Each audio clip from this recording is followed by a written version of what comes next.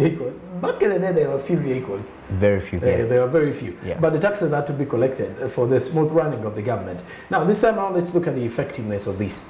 First and foremost, as we're heading into the break, we're talking about maintenance. Maintenance, yeah.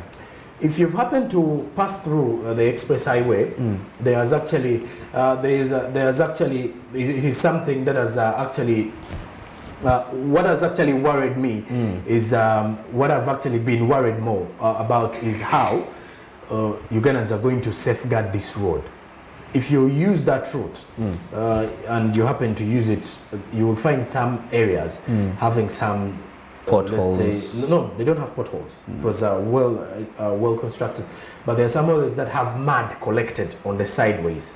Remember when it rains heavily, and maybe some of the catchment areas around the road were not were not actually. Or should I say? Oh, like that's survey. Soil erosion. Yeah, the Something soil like erosion. It passes and it collects I've seen it. And in most areas, there is no maintenance, and it's actually heaping up day in, day out. So which means it is actually going to become problematic in the end of the day. So when you look at the maintenance, I think this money can actually be used for the effective maintenance of the road. Yeah, actually, you're very right, maintenance wise. And also, in other case of concerning maintenance, I think they should also limit the cars. Okay, like what I mean. Do you know in America? Sorry, we are back to the Americas. There are roads which certain trucks use, and like depending on the weight of the car, there are roads which are used by certain weight of the cars, and there are roads which are used. And when they are making them, the material they use it's different from the one they use to accommodate any type of vehicle, regardless of whether it is type of vehicle, whether it's heavy enough. And for the viewers out there, this particular road tax collection or road toll collection at the different plazas, the tax collection plazas along the Entebbe Express Highway will take effect January 2022. So for the users of motorbikes, I'm talking about these specified. I'm still looking for the ones that let's call them racers. The ones like the racers. The ones we normally call the Digi Kunamas or Digi. Those ones will be paying 3,000 Uganda shillings per motorcycle per Digi. Then personal vehicles or 4-seaters, 3-seaters. No, 4-seaters and 7-seaters, I guess, like the Toyota Wishes and those that accommodate like 7 passengers will be paying 5,000. And then the other, which is the mini trucks, look at the double cabins, pickups, also focusing more on the small mini trucks, the full stops, those small trucks will be paying 10,000 Uganda shillings. Then the buses and the other related minibuses will be paying 15,000. Then 18,000 will be paid by trucks that are carrying heavy loads. Let's say these ones that are carrying timber, these ones that are carrying sand, building materials. Those ones will be paying 18,000. So they've actually created the fares depending, like you said, the roads in the US are actually constructed depending on how much of the load that or the quantity of the load that is actually going to be carried out. So this time around, I think they have also the taxes are going to depend on how much load you have or which type of vehicle you have. It is high time people who are actually driving huge trucks should go back to maybe Diggies and personalize. But I guess the other ones are commercial. Definitely, they are commercial. Most of those trucks, actually even 18,000 may be little, at least the 20K, because what they are transacting business, and also the fact that they are heavy, they are so quite the weight, the pressure. So now that money can be used. The money they get from them can be used to maintain. Okay, what I'm thinking is that if they could try to specialize to apportion that money, whereby they say the money we get from the trucks is for maintaining. Because we look at the people who, let me say what, I'm looking for a good word to use, that are going to cause the road to get, can I say potholes? Okay, that are going to damage. And those are the heavy trucks, because of the weight they carry. These small cars, the Diggies we've talked about, they really have no, even though 1 million of them use it every day per month.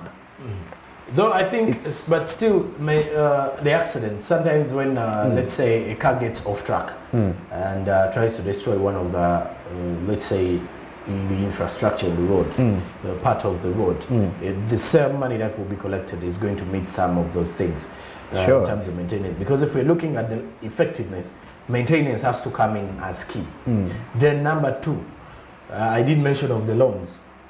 The loans to because we do believe this road was actually supported by a loan from the Chinese government. That is why the Chinese company even took the contract of construction. And one would say there were many Chinese on the site during the construction. I witnessed. It was only a few black men who were actually doing the other jobs.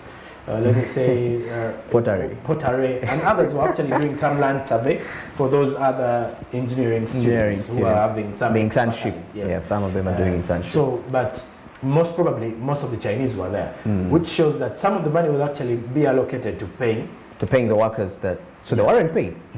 No, I'm saying not the workers, paying the loans. The loan, okay. Ugandans will come out and say we have a lot of loans, but the only way to pay the loans is for us to pay the taxes.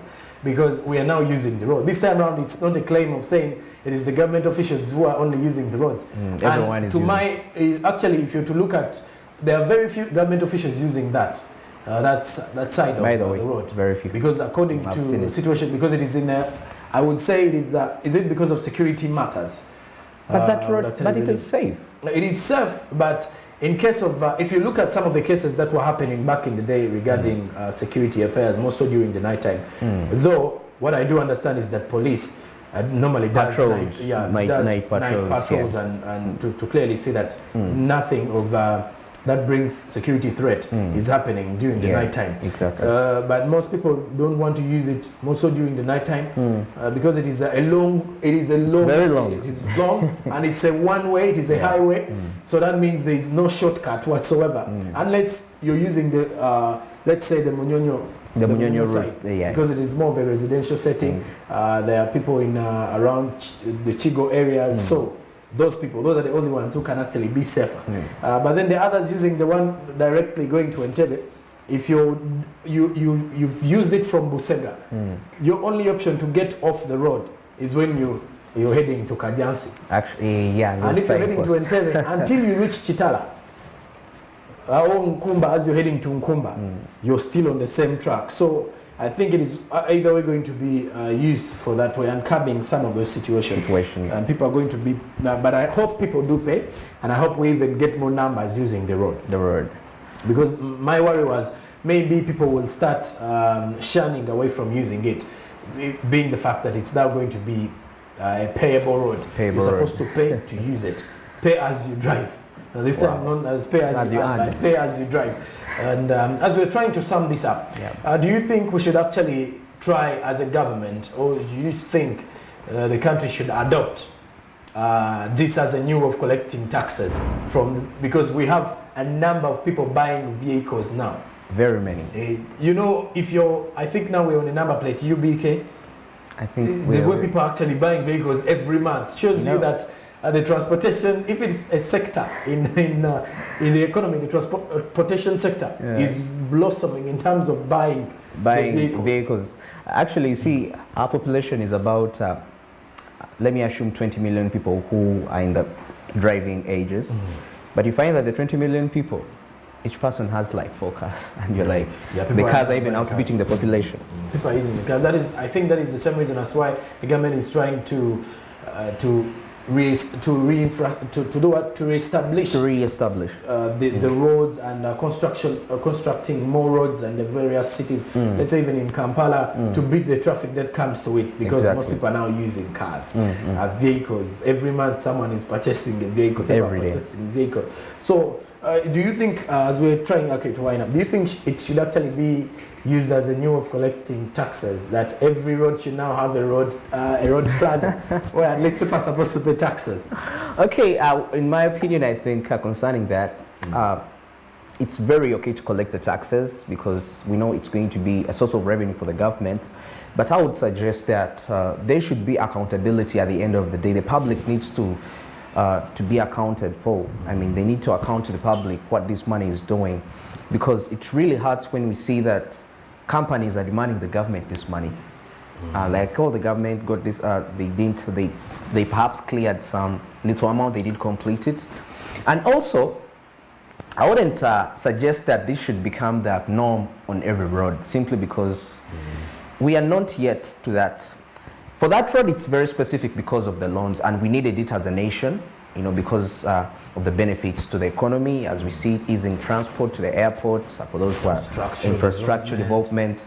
Yeah, so for that case, it would only apply to that road. But however, if it's to apply to other roads, it would be okay because it's useless for you to pay money to use a road, yet you're going to experience jam also. So if we stabilize transport-wise, when I know I can leave Naguru at 7 and I can reach Busega at 7:30, it's worth it. 30-minute drive. Because of the highway. It's worth it. Away from that, just to remind you still that this is going to take effect as of January 2022. So do expect it to pass through. So whoever is going to be using that road, be sure you're going to be carrying some money to pay at the various road toll plazas available at the Entebbe Express Highway. Away from that, let's cross over to Andrew Beride to take us through the world of the entertainment business news. Let's get all the updates from what is happening from the world of business. What do you have for us, Andrew, before you take us through? Actually, we are going to continue with a countdown of the top movie producing companies.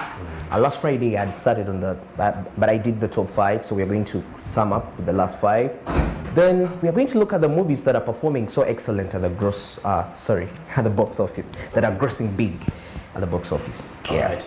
Take us through. It's Andrew Beride to take us through the movie, entertainment, music, everything to do with business in the entertainment. It is that time of the show where you get to know what is happening from the year.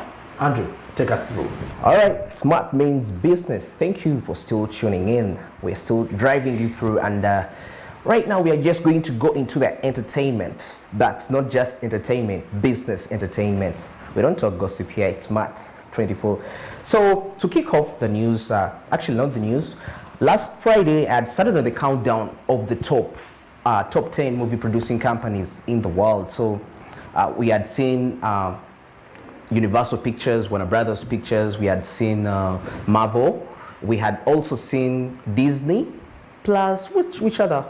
Columbia Pictures being among the top 5. So today we are going to look at the last 5, because they are the top 10. And guess what? What comes number 6? Can you guess? Paramount Pictures. Paramount Pictures comes number 6. It's a member of the Motion Picture of America, and however, it's also owned by a company known as Viacom CBS. Viacom CBS is the company. So it's more like Paramount Pictures is a subsidiary of Viacom CBS. Its net worth $30 billion on the box office. Wow, can you imagine? That's really so amazing. Talking about Paramount